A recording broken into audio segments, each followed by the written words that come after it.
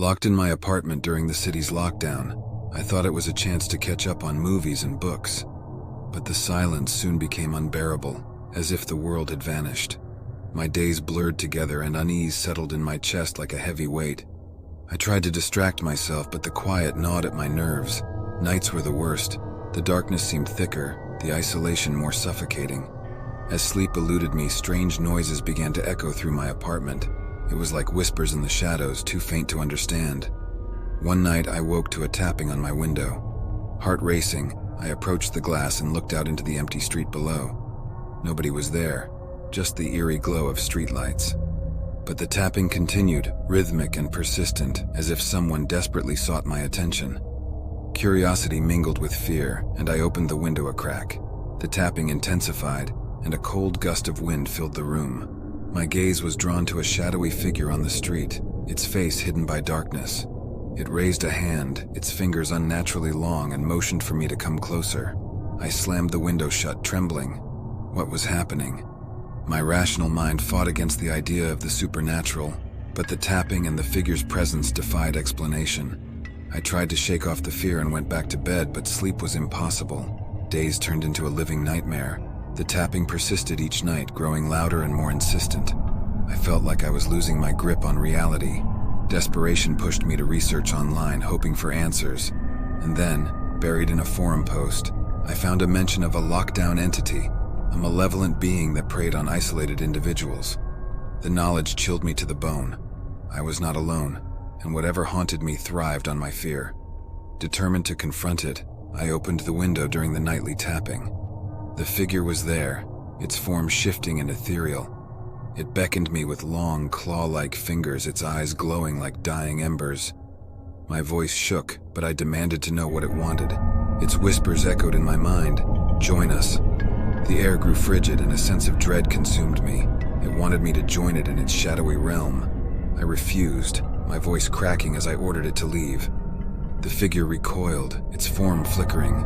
It seemed weaker, but its eyes blazed with a fierce intensity. For the first time, I felt a flicker of power over it, the power of my own determination. I kept repeating my command, my fear transforming into a resolve I hadn't known I possessed. With a final piercing wail, the figure vanished, leaving only a lingering echo of its presence. The tapping stopped, the silence returning in a rush that was both eerie and comforting. The city's lockdown endured, but I was no longer haunted by the entity's whispers. As the world started to heal, I couldn't shake the feeling that I had faced something beyond our reality. The lockdown had brought isolation, fear, and a horror that defied explanation. And though I had triumphed over it, the memory of those nights would forever serve as a reminder that even in the darkest times we can find strength within ourselves.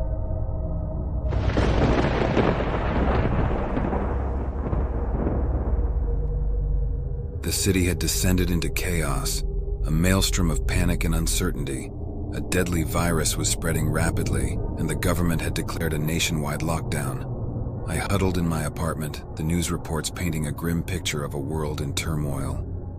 Little did I know that the lockdown would bring with it a terror beyond my darkest nightmares. The first days of isolation were a surreal mix of anxiety and boredom. I watched as the streets outside grew emptier, the once bustling city reduced to a ghost town. I had stocked up on essentials, confident that I could weather the storm within the safety of my home. But as the days turned into weeks, a growing unease settled over me.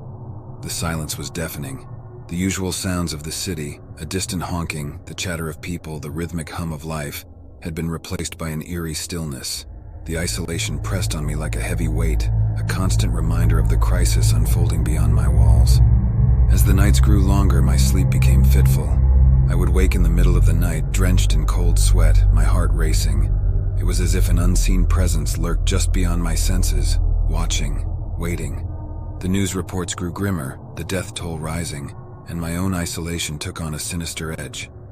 One night as I lay in bed, I heard it, a soft scratching sound. My breath caught in my throat as I strained to listen. The sound was coming from my front door, a rhythmic, almost hypnotic noise that seemed to seep into my very bones. Fear gripped me, but curiosity overpowered my instincts. I crept to the door, my heart pounding, and peered through the peephole. What I saw froze the blood in my veins, a figure shrouded in darkness, hunched over my door. Its fingers were gnarled and twisted, the nails long and claw-like. It scratched at the wood with an unnatural fervor, its movements almost mechanical. Panic surged through me and I stumbled away from the door. This couldn't be real. It had to be a trick of my imagination, a byproduct of the fear that had consumed me. But the scratching continued, growing louder, more insistent. It was as if the figure was trying to communicate, to breach the barrier between us. I retreated to my bedroom, my mind racing, my thoughts a jumbled mess.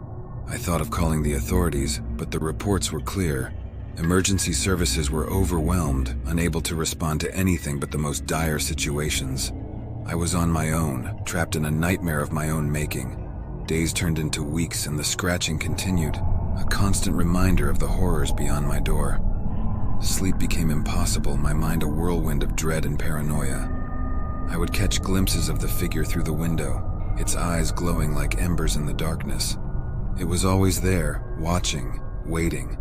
I became obsessed, spending hours researching online, trying to find any information that could explain the phenomenon.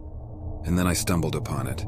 A story, buried deep within the annals of the internet, of a being that could traverse the boundaries of reality, a creature that fed on fear and isolation.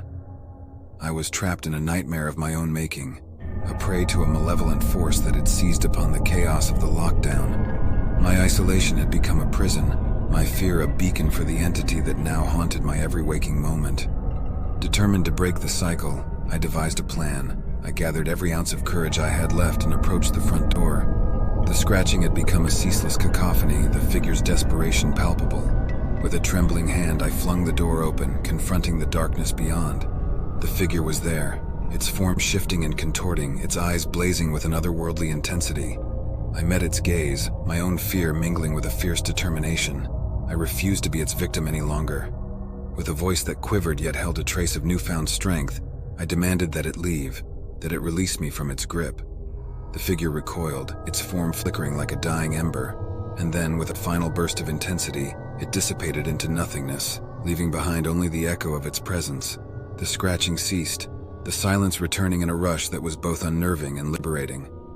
The lockdown persisted, the world outside still gripped by chaos. But within my apartment, the silence was no longer suffocating. I had faced the entity that had preyed on my fear and isolation, and I had emerged victorious. To this day, the memory of those nights still haunts me. The lockdown had brought with it a terror that defied explanation, a nightmare that I could never forget.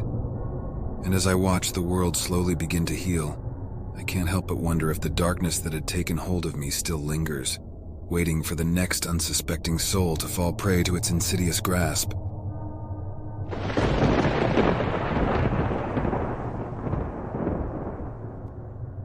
Like the video, subscribe, and turn on notifications for more chilling content. Share your spine-tingling stories with us by sending us email on creepedoutcorner@gmail.com to terrify others together. Stay brave, and see you in the next scare.